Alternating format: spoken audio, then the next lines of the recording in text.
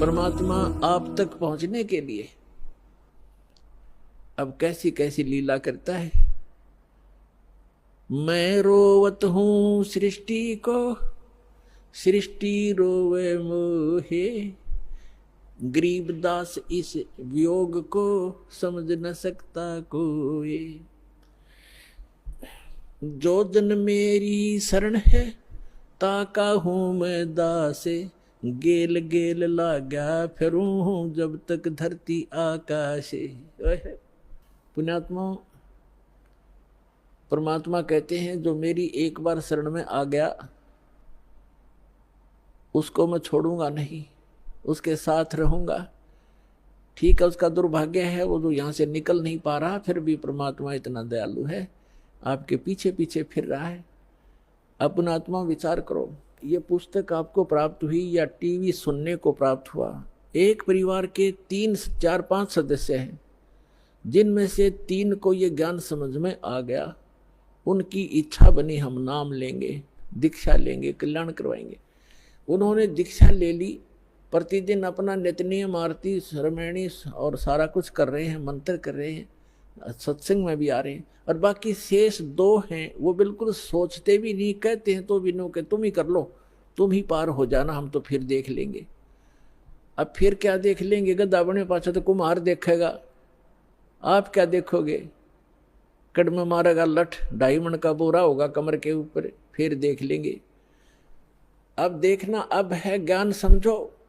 अब वो क्यों नहीं आते? जैसे कल का सत्संग जो था सुबह का, उसमें ये था कि 2 प्रकार से मानव शरीर प्राप्त होता है।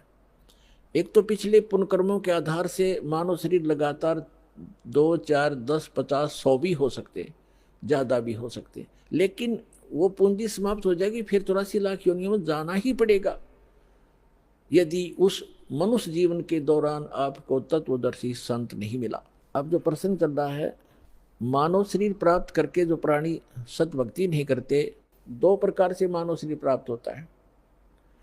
एक तो बता दिया आपको पूर्व जन्मों से, जैसे परमात्मा सन 1398 में सतलोक से चलकर आए थे, 1518 तक 120 वर्ष इस धरातल पर रहे, काशी के अंदर बनारस में जुल्हे के कार्य करते रहे और अपने बच्चों को एक समय में 1-1 हजार स्थान पर प्रकट होकर परमात्मा ज्ञान सुनाया करते थे, उनको लाभ देते थे, आशीर्वाद देते थे, सुख हो जाता था, वो मंत्र जाप करते थे।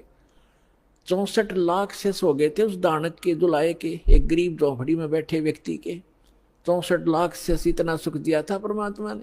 तो उसमें आपको चार्ज कर गया भगवान, कबीर भगवान, और उससे आपके मनुष्य जीवन होते हुए आ रहे 64 लाख शेष थे उस टाइम। 64 लाख, ना कोई मीडिया था, ना कोई माइक स्पीकर था, वो परमात्मा असंख्य रूप बना सकता है। तो जिस कारण से उसने आप सभी को चार्ज किया, आपके मनुष्य जीवन होते हुए आ रहे हैं, और आप पूजाएं भले ही दूसरी करते रहे, लेकिन पूर्व जन्म की बैटरी चार्ज थी, आपको सुख मिलते रहे। फिर भी कोई दुख क्रम का आता है तो आप इधर उधर भागते रहे, कोई मंदिर में, कोई गुरुद्वारों में, कोई पहाड़ों पर, कोई गुफाओं में, या किसी संतों की खोज करते रहे, उससे लाभ कुछ नहीं होना था आपको। और दूसरी प्रकार के जो व्यक्ति है, आपको बताया कि जैसे एक तो 84 लाख सभी प्राणियों के शरीरों में से गुजर के निकल के एक मानव शरीर टर्न वाइज मिलता ही मिलता है, स्त्री या पुरुष का। तो जो ऐसे 84 लाख योनियों से निकल कर आए हैं, वो काल के पक्के हैं, वो काल की फर्द में चढ़ गए, वो काल की रजिस्ट्री में है। अब वो भक्ति नहीं कर सकते। एक परिवार में 3 नाम ले चुके हैं, सच भक्ति कर रहे हैं, उनको समझा रहे, वो कहे ठीक ठीक तुम कर लो। ये भी शुक्र है कि वो उनको मना नहीं करते, नहीं तो वो काल के दूत उनको भी मना कर दे, तुम भी नहीं जाओगे, ऐसा नहीं कर दोगे। ऐसा बताया परमात्मा ने कि जैसे ये कोयल क्या करती है, कोयल पक्षी है, ये अपना अलग से घोंसला बना करके अंडे उत्पन्न नहीं करती, क्योंकि उसके अंडों को काग खा जाते हैं, छोड़ते नहीं। ऐसा फार्मूला अपना रखा उसने।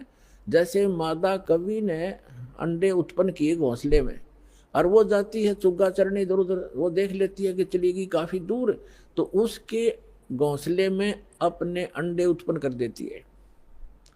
अब जो कौवी आती है वापस, वो असमंजस में पड़ जाती है कि कौन से मेरे हैं कौन से दूसरे हैं। तो वो इस असमंजस में उन चारों के चारों की ही परवरिश करना प्रारंभ कर देती है। और जब वो बच्चे उत्पन्न होते हैं तो एक जैसा कलर होता है, कोई पहचान नहीं होती उनकी, बिल्कुल सेम टू सेम रहते। और वो कोयल उस पर नजर रखती है घोंसले पर कि अब ये कितना उड़ारी भर रहे हैं, कितनी दूर तक जा सकते हैं। तो तब वो दूसरे दूर पेड़ पर बैठ के अपनी बोली बोलती है, कुहू कुहू की आवाज लगाती है। जो कोयल के बच्चे होते हैं उनको प्रभाव होता है उनका, वो एकदम ऐसे ऐसे देखते हैं।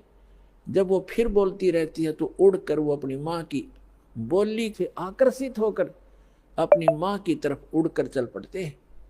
अब कौवी उनके पीछे पीछे उड़ती है कि मेरे बच्चे गए। कोयल आगे उड़ जाती है, दूर वृक्ष पर बैठकर फिर कुहू कुहू करती है। वो बच्चे फिर वहां से उड़कर आगे भाग लेते।